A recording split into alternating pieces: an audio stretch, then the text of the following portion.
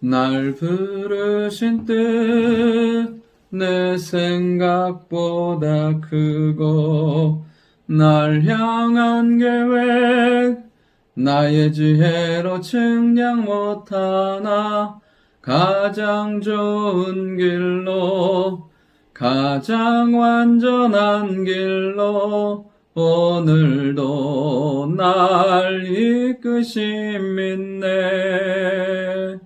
아멘. 하나님 말씀 사도행전 14장 19절부터 28절의 말씀입니다. 사도 바울의 사역 가운데 하나님의 영광과 동시에 따라오는 것들은 핍박과 고난이었습니다. 고난이 얼마나 컸는지 그가 수없는 위기와 죽음의 상황을 맞닥뜨립니다. 그러나 그 고난과 위기가 바울을 복음의 역사를 꺾지 못하는 것을 보게 됩니다. 우리의 인생 그 어느 누구도 순탄하진 않습니다. 그러나 우리에게 있는 문제가 마귀의 유혹과 도전과 시련이 우리를 그 믿음의 여정 가운데서 꺾지 못하고 패하지 못하게 하며 오직 우리의 삶이 하나님의 능력과 영광으로 우리도 바울처럼 예수님처럼 반드시 승리하게 될 줄 믿습니다. 오늘 본문을 통해서 첫 번째는 죽은 것 같은 상황에서도 일어선다는 것입니다. 바울이 끊임없이 복음을 전합니다. 그러자 유대인들이 안디옥과 이고니온에서부터 와서 무리를 충동하여 바울을 돌로 쳐서 죽일 정도까지 되어버립니다. 심지어 사람들은 죽은 줄 알고 시외로 끌어내어 내치고 던져버리게 되는 것을 보게 됩니다. 여러분, 사람이 돌로 맞아서 죽는다는 것은 정말 무수히 맞는다는 거예요. 고통스럽다는 거예요. 그리고 그것이 반복되고 누적되어서 죽은 것처럼 된다는 것은 정말 많은 어려움과 아픔이 있는 것을 보게 됩니다. 그들 안에 있는 악의 분노가 바울에게 표출되는 것을 보게 돼요. 그때 당시에 왜 믿음의 사람들이 없었겠습니까? 그러나 그것을 제지하지 못할 정도의 그들의 분노와 그들의 힘이 강했던 것을 보게 됩니다. 제자들이 둘러서서 있을 때에 바울이 일어나요. 깨어난 거죠. 하나님께서 살려주신 거죠. 툴툴 털고 어떻게 하냐면 그 성에 들어갔다가 이튿날 바나바와 함께 더베로 가요. 죽이려고 했던 그 성에 다시 들어가는 것을 보게 돼요. 정말 얼마나 힘들고 고난스럽고 아프겠습니까? 그런데도 그 성에 들어가서 자기가 살아있음을, 믿음의 사람들에게 내가 꺾이지 않았음을 보이는 것을 보게 됩니다. 오늘 말씀 가운데 정말 가슴에 와닿았던 게 뭐냐면 죽은 줄 알고 던진 거예요. 근데 다시 일어서요. 우리가 이 땅을 살아가면서 정말 진짜 죽을 것 같은 상황과 환경들이 우리에게 있다는 거예요. 죽었으면 좋겠다? 그만 살았으면 좋겠다. 여러분, 대부분 그런데 그것을 한번 생각해 보십시오. 현실보다는 대부분이 뭐냐면 생각이나 느낌에 불과한 것들이 대부분인 거예요. 그것이 나를 어떻게 하지 못해요. 나를 죽이거나 상해하게 하지 못해요. 근데 우리의 생각이, 우리의 느낌이 죽을 것 같고 그 다음에 정말 힘든 거죠. 문제는 우리가 정말 죽을 것 같은 상황이 되잖아요. 하나님께서 도우세요. 피할 길을 여세요. 하나님께로 향하게 된다고요. 정말 더해서 그래요. 이런 정말 복음의 영광 가운데 죽었다고 생각해봐요. 스테반과 같은 영광이 있지 않겠습니까? 그래서 사나 죽으나 우리는 주의 것이고 우리는 무엇을 먹든지 마시든지 하나님의 영광을 위해서 살아야 되는 그 바울의 고백처럼 어떤 상황에서도 일어나는 우리가 될 수 있기를 원합니다. 마귀가 속삭이는 그 말에 속지 않고 생각과 느낌에 속는 것이 아니라 하나님이 주는 말씀으로 오늘도 든든히 분명하고 확실하게 일어나는 우리가 될 수 있기를 원합니다. 두 번째로 살펴볼 것은 무엇이냐면 바울이 이제 그곳에서 나와서 어디로 가냐면 더베로 가게 되는 것을 보게 돼요.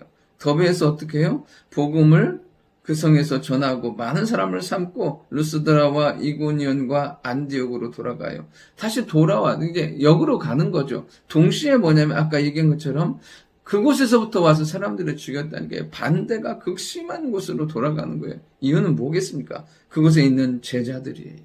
그들을 격려하고 돌보고 말씀으로 세우기 위해서요. 말씀을 전하고 고아와 같이 내버려 두는 것이 아니라 그들에게 하나님 안에서 믿음 안에서 말씀 안에서 온전히 서도록 그 믿음에 머물도록 돌보며 권면하는 것을 보게 돼요.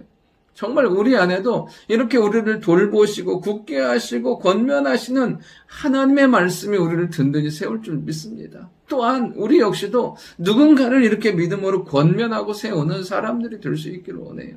하나님의 주시는 은혜가 나 하나 살기에 급급한 데서 그치는 것이 아니라 바울을 한번 보세요. 그곳에 동일하게 핍박하는 세력들이 있다니까요. 어렵게 하는 세력들이. 근데 그곳에 가요. 동일하게 가는 거예요. 루스드라, 이고니온, 안디옥에 가요. 이 비시디아 안디옥에 가서 동일하게 그들을 권면하며 세우는 것을 보게 돼요. 그리고 이 믿음의 역사가 하나님의 나라가 그냥 주어지는 것이 아니라 환난을 겪어야 하리라.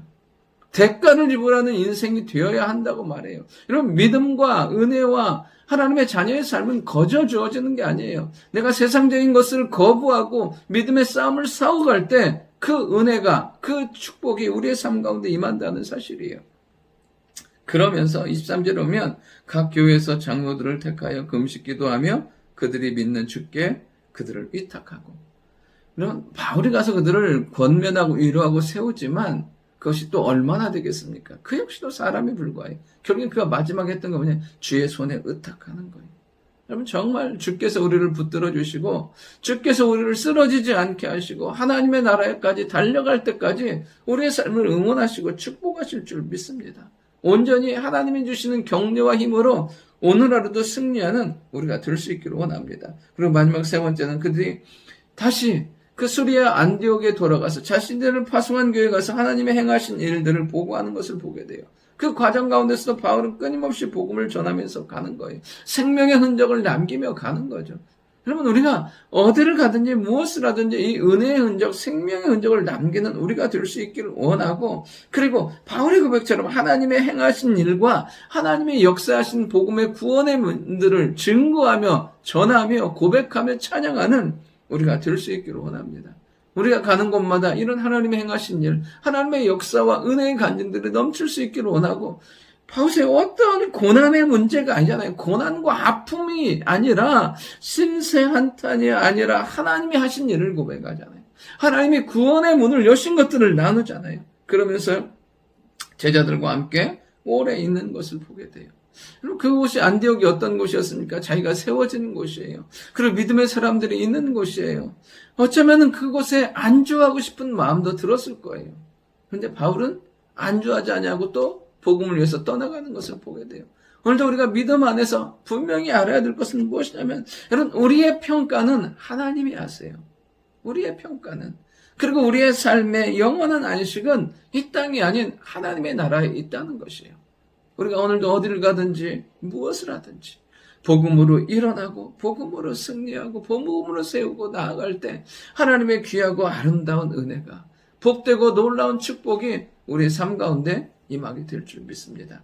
좋으신 아버지 하나님, 정말 죽을 것 같은 상황에서도 바울처럼 복음과 능력을 일어서게 도와주시고 사람을 세우는 사람, 격려하는 사람, 믿음의 역사를 이루는 저희들 될 수 있도록 인도하여 주옵소서.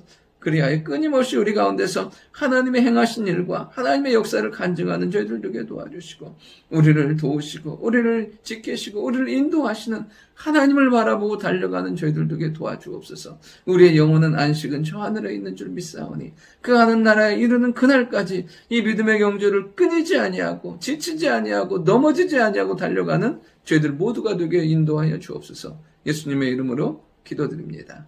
아멘.